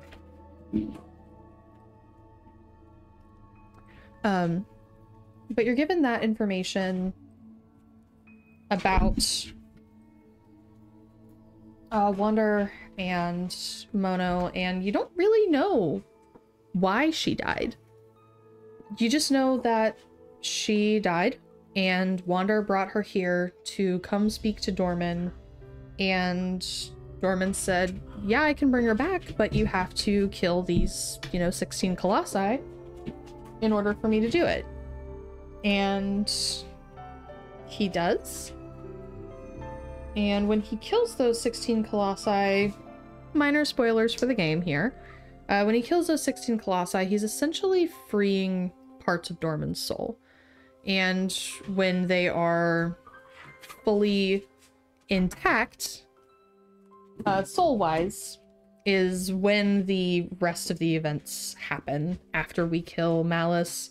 There's a huge cutscene that we ended up skipping over that's multiple minutes long compared to our normal cutscenes, which are usually like 30 seconds to a minute of just Dorman telling us, hey, this is the next Colossus that you have to fight. Rawr. So we are about to hit final flight. We're gonna follow this eagle off into the sky, and this is the most beautiful piece of music in this game, in my opinion. So I just want to listen to it.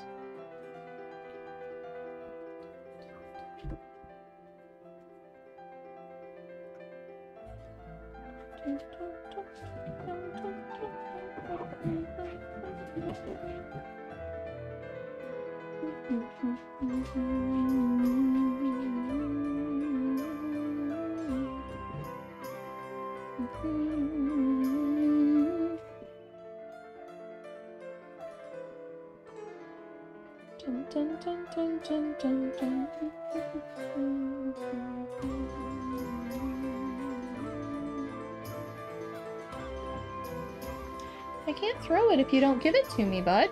That's not how this works.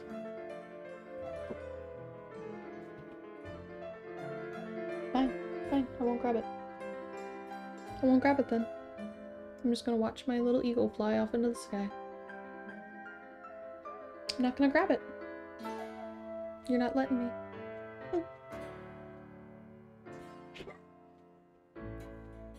Okay.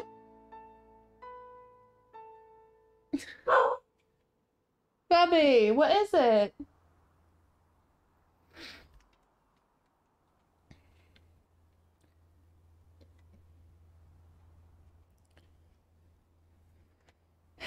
Wow. You hear a sound outside? He probably heard someone lock their car or something.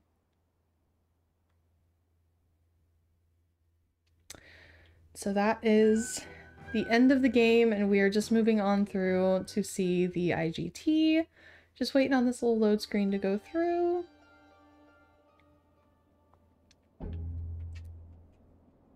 And that was 1:24:52 was our in-game time for that. So that was my any percent normal run of Shadow of the Colossus. I really hope that you enjoyed, and I can't wait to hear from the moderators of Runs to the Rescue, and can't wait to see the marathon. Thank you for coming and watching. Bye.